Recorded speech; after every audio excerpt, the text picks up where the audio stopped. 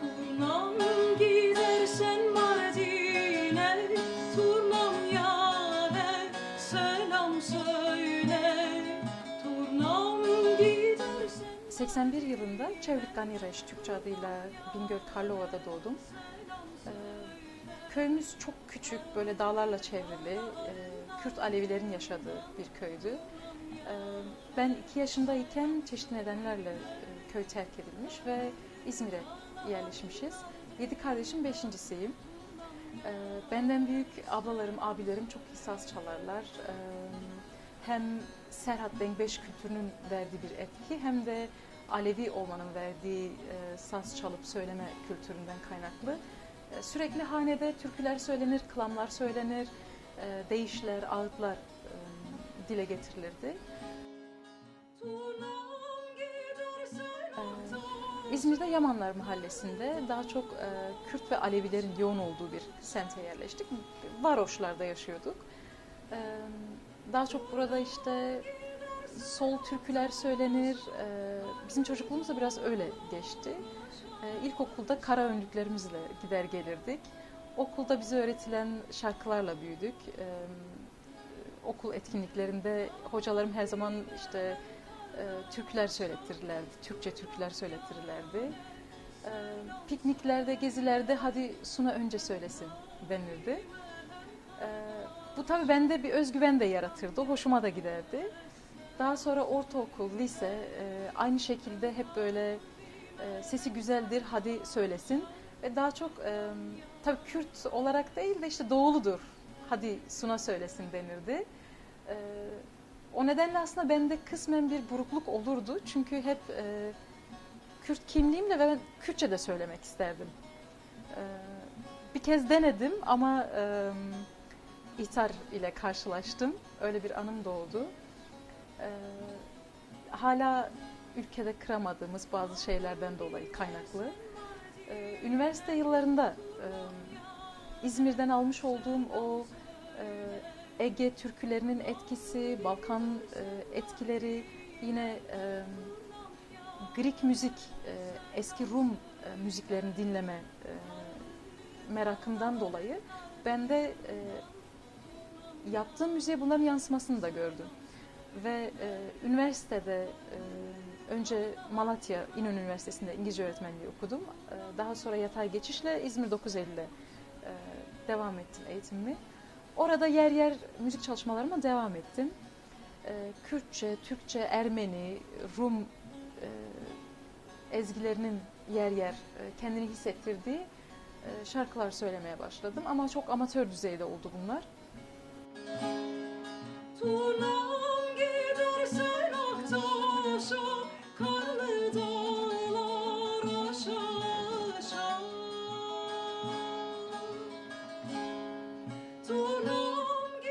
Yani genel olarak ailede, aile ve akraba çevresinde söyleyen çoktu.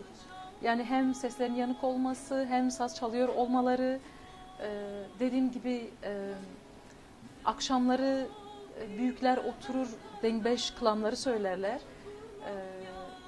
Biz küçükler soba önünde onları dinlerdik. Gece boyunca bitmeyen masallar, sözlü bir gelenek zaten hakimdi. Ama aynı zamanda beni en çok etkileyen dayım, şu an siyasi nedenlerle 20 yıldır cezaevinde olan bir dayım var. Onu çok severdim. Benim için bir kahramandı gözümde. Hem çok güzel saz çalardı, sesi çok büyüleyiciydi, güzel söylerdi. Hem de o yaşıma rağmen benim için böyle derince özellikleri olan, duruşu parlak bir insandı. Onun Kürtçe söylediği çok güzel türküler vardı, Kürt şairlerinden. Cegerhun'in Kine Emini söylerdi mesela. Kine Em diye bir başladığında o ortamda bulunan yaşlılarından çocuklarına kadar herkes büyülenmiş gibi dinlerdi. Yine teyzelerim vardı, onlar da yaşamlarını yitirdiler, Ayten ve Filiz. Onların sesleri de çok güzeldi. İşte bir teyzem daha var, halen çok güzel bir sesi var. Bende halen yaşamıyor olmamalarına rağmen bıraktıkları bir şey var. Seslerini hala anımsıyorum. Örneğin Zilan katliamı üzerine bir Geliye Zilan'ı söylerlerdi. Hala unutmam. O sesin tınısını hala unutmam. Yine bizim yöreye ait bir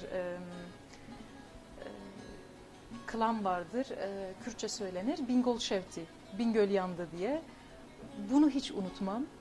Yani aslında çoğunlukla acılarını sözlü ve klamlarla, türkülerle, deyişlerle dile getirmişler.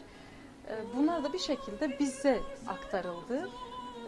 Ben de kenarda böyle kara önlüklü, uzun saçlı bir kız onları dinler, gizli gizli taklit ederdim. Yer yer sessizce, insanların olmadığı yerlerde de bağıra bağıra söylerdim. Örneğin bir Dengbeji, bir Ayşe Şan'ın Gıdilolos'unu söylemek bizim yaşımızdakiler çok da şey değildi. Yani hem yaşımızın gereği çocuk olarak bizden çok beklenmezdi, hem de tuhaf karşılarlardı. Yaşlara göre bir şeydi. Çünkü ağıt niteliğinde bir Dengbeş kılamıydı bu. Taklit ederdim. Söyleyebildiğimi fark ettiğimde çok mutlu olurdum. Beni müthiş derecede mutlu kılardı bunları söyleyebilmek.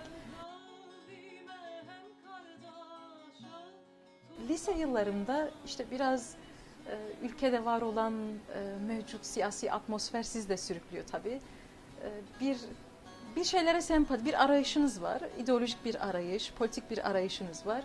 Bulunduğunuz aile, çevre, Kürt kökenli, Alevi background'u olan bir aile. Ailenin sol, sosyalist kimliği ön planda. Bunlar sizi ve yaptığınız müziği de etkileyen faktörler aslında. Kürt kurumlarında İzmir'de çalışmalara başladım kendimce. Daha çok kültürel çalışmalarda yer aldım. Folklor, şarkı söylemek gibi. İşin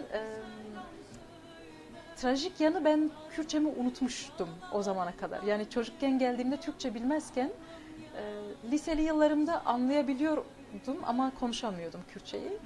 Yavaş yavaş Kürtçemi geliştirmeye başladım. Kürtçe kılamları daha çok söyleyerek başladım. Çeşitli etkinliklerde yer almaya başladık.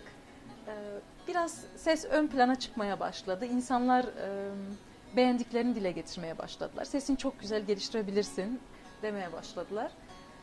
Bu sayede Kürtçem de aslında ilerlemeye ve Kürtçe müzikle daha çok haşır neşir olmaya başladım. Daha çok sevdiğimi gördüm.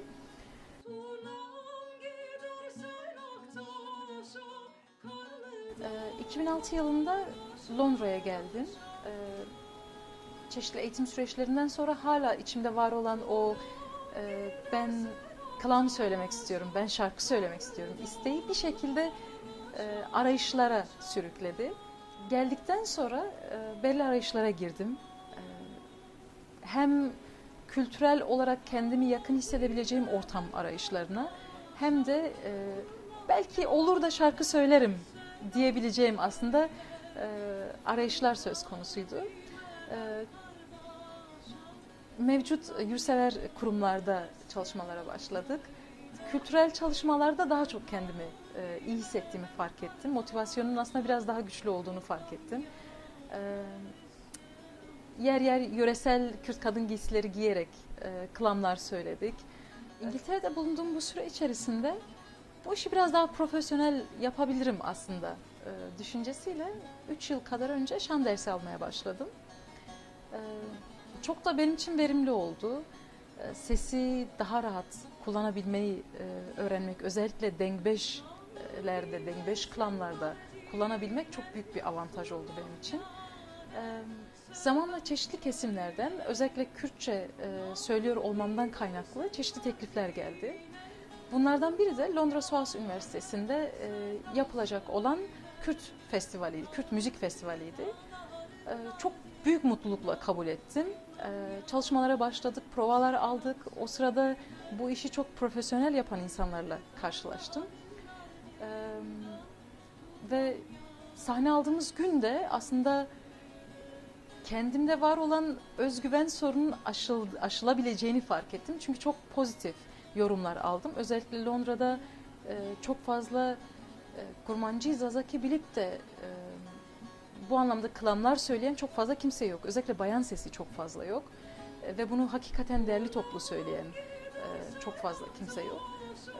Bu yönüyle aslında hem bir şeyler yapıyorken hem hala yüzümüzü döndüğümüz ülkemizin barış sürecine küçük de olsa neyle katkıda bulunabilirim sorusunu aslında müzikle de katkıda bulunabilirim. Çünkü müziğin bilinen evrensel bir yönü var.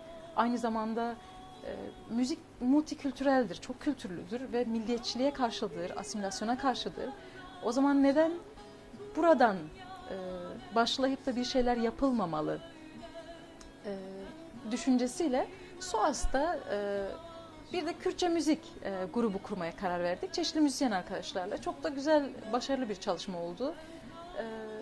Londra dışında İngiltere'nin Cambridge, Oxford, Manchester gibi yerlerinde sahne aldık. Üniversitelerde yer aldık.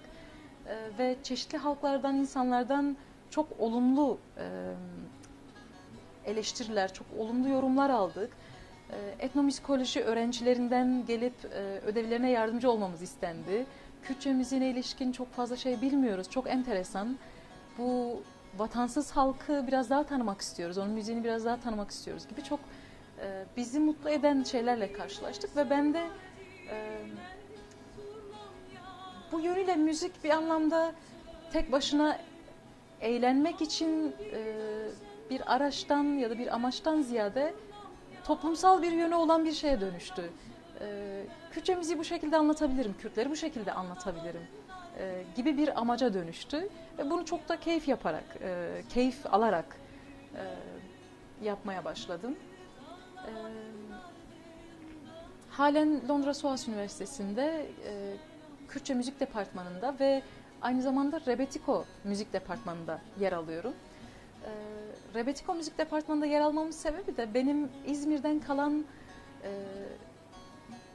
Rum komşularımız, asimile olmuş Rum komşularımızın duyduğum, radyolarında çalan Rumca şarkıları, ortak Türkçe, Kürtçe, Rumca şarkılar gibi bende bırakan anılardı aslında. Ve Rebetiko Band'da gördüm ki aslında hiç de yabancısı olmadığım bir kültür de var orada. Yani Bingöl'ün zozanlarını, çoban çayını ne kadar aşinaysam aslında İzmir'in denizine ve zeytinine de o kadar aşina büyüdüm. O yüzden her iki kültürü de çok seviyorum. Ortak bir şey yaratılabilirdi. Bu anlamda Rumca da söylemeye başladım. Zamanla İzmir'in, yani eski adıyla Simirna'nın bende bıraktığı aslında çok güçlü kalıntıların, çok güçlü kültürel deneyimlerin olduğunu fark ettim. Komşularımızdan, Rum, Greek kökenli, Çingene denilen kültürle bize gelen insanlardan o kültüre çok aşina olduğumu fark ettim ve bu çok keyifle bu şarkıları söylemeye başladım. Rebetiko Band'ın sözcüsü Ed Emery. Kendisi aynı zamanda sol sosyalist bir kimliğe sahip. Kendisi davet etti. Bizim bandımızda da yer alır mısın dedi. A couple of years back, I had the pleasure of meeting Suna, and she came into the band. I invited her in because of her evident interest in the kind of music that we were making. And she is of a quite unique cultural makeup, if you like, because she has obviously Kurdish origins, Turkish, but also from the fact that her family were living in Smyrna, Izmir, as it is now, where there was a very particularly thriving Greek community going back for centuries, which all came to an end in the 1920s with the forced population exchange between Turkey and Greece. So most of the Greeks who lived in that part of the world were moved over to the Greek mainland. So Suna is part of that cultural background. She, for example, I was really surprised that she was really enthusiastic about singing the Greek songs that we do. But she said that she had heard these songs and had learnt them from her Greek neighbours in those days before she came to London to live the life that she now lives. Ve çok keyifle kabul ettim. Çok keyifle şarkılarını söylüyorum. Çok neşeli.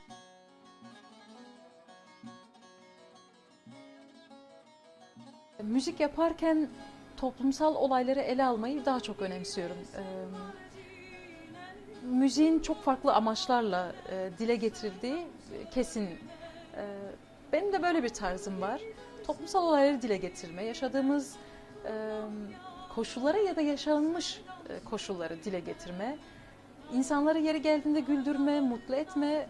Amaç onları üzmek değil tabii ki ama var olan geçmiş olayların bilinmesi, dile getirilmesi, müzik yoluyla dile getirilmesi, anlatılması özellikle Kürtlerde bir gelenek ve bu geleneğin ülkedeki toplumsal barışa çok küçük de olsa bir şekilde yansıması.